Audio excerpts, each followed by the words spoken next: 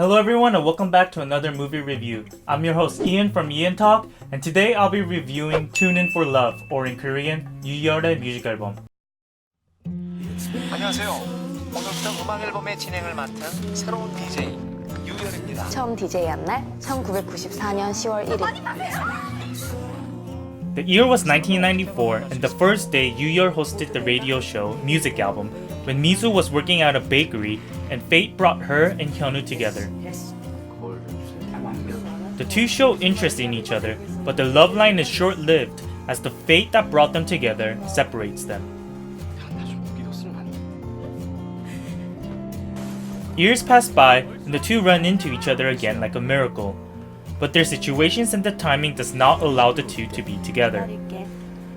As this process repeats itself over and over, the two rely on Yuyeol's radio show to keep in touch, and eventually, Misu and Hyunwoo start a heart relationship. But how long will fate let it last this time? 설명 불가능한 세상에서 제일 위대한 사람. Tune In For Love stars Jung and Kim Go-Eun, and the two are very popular. They're one of the top Korean actors and actresses in the Korean scene, and for them to star in a smaller production movie was quite a surprise for me. But the two have experience working with each other on the Korean drama Goblin or Dokkaebi, which is like one of the most famous Korean dramas. I'll be honest, I didn't watch the drama incomplete, but I've seen how much potential and how much talent the two have. I remember seeing Jung in another drama called 밥 잘 사주는 예쁜 누나, and he was very good in that. His character in this has a similar vibe in Tune In For Love. He plays a bad boy in this, and I can already tell that he's going to steal a lot of girls' hearts with his role in this. He's hella good looking even from the eyes of another guy. He has so much charm and he shows so much of his charm in this movie. He like sets the standard like really high for like what a boyfriend should be. Ladies, lower your standards. There's no real guy like that out there, I don't think. The movie is a smaller production and it definitely has like an indie vibe to it.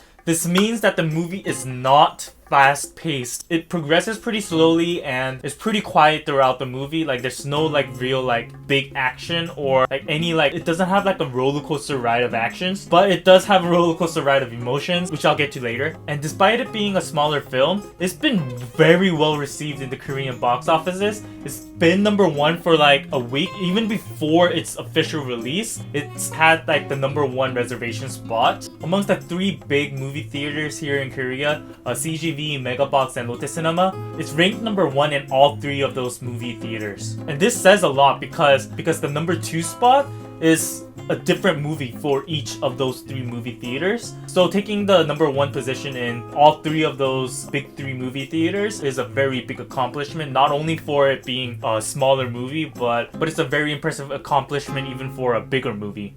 Tune In For Love, it gives you that like warm and fuzzy feeling and it hits you with nostalgia. It brings back all those old memories of your first love or like when you first started dating, and it does a very good job at connecting with the audience and their emotions.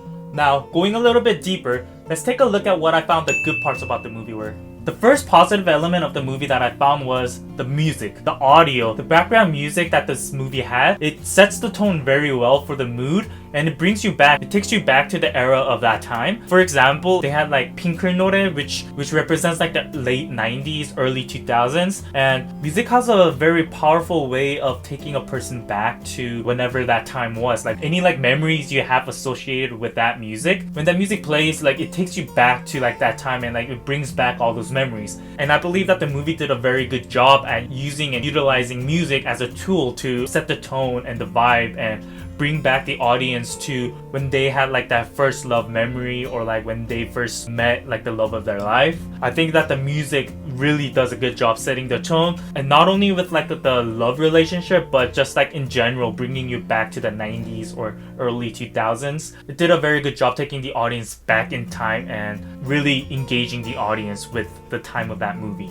And also, not only with the music did the movie have like the good vibe, but it did a very good job using like the cinematography and the settings to really give that old school 90s retro vibe. Another good thing about the movie was that the acting by the two main actors, Jung and Kim Go-Eun, they were amazing. They are phenomenal actors, and they continue to show that with like their past works. Jung in Something in the Rain and Kim Go-Eun in The Goblin. The two definitely have proven themselves with past productions, and they do it again here and show just how good of an actor and actress they are. And I would say the casting of the two were done very well because the chemistry that the two had, it almost seems like they actually are going out and like they actually are boyfriends and girlfriend, because the way they look at each other and just like how they interact, and the two are really cute together. I wouldn't be surprised if they actually came out and said that they're actually going out. There's a lot of like awe moments, and like you find yourself just smiling when you're watching the two on screen.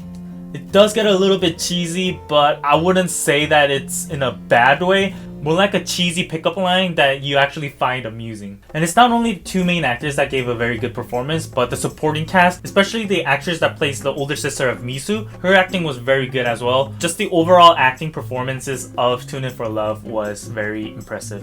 However, there are some bad parts. It felt like the movie was a little too long, and it was prolonged a little bit too long. The movie is actually a little bit over 2 hours long, but because it is a smaller movie and it has that slower progression that smaller movies have, it felt a lot longer than 2 hours. And building on the fact that it has a slow progression, it maybe because of the slow progression, it felt like the movie was actually more like a drama. It felt like 2 or 3 episodes of a drama that were mashed together into a movie, like a summarized version of a drama series. I'm not saying that this is bad, but it felt more like a drama, most probably likely because it is a smaller production. Yeah, it felt like more of something that you would watch on TV than on the silver screens.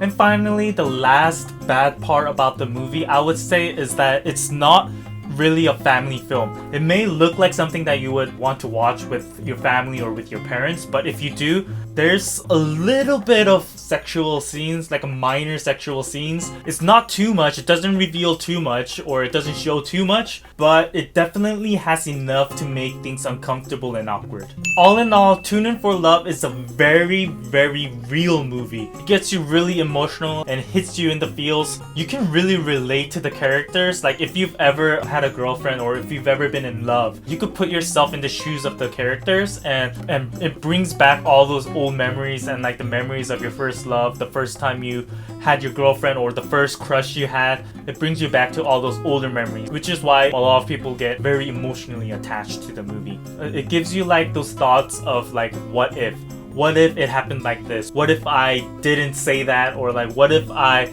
acted this way? What if things played out like this instead of how it actually played out? Like it makes you think of like all the possibilities that could have happened. Like I mentioned in the beginning, the movie takes you back with like the settings and like the music. It makes it feel like you're traveling through time. And if there's like one message the movie has, I would say it's surround yourself with good people. I said that the movie is a very real movie. This isn't only in the aspect of love, but life in general. If you watch the movie, you'll know, but now that I come to the concluding part of the review, I feel like I put too much emphasis on just like the love side of the movie, but there's another whole different side of life and like the hard parts of life that you go through. It does a very good job at representing this as well. I would give Tune In For Love a ticket price value of $11. I would definitely recommend giving it a watch, but keep in mind that it's a slower movie and it gets very emotional. It takes a very real approach to life and love. And yeah, if you like romance movies, if you like drama movies, if you like K-drama, then I would definitely recommend giving this a watch. Thank you for watching, everyone. Be sure to give this video a like if you like the movie reviews that I make. Subscribe if you haven't already, and I'll see you guys in the next review.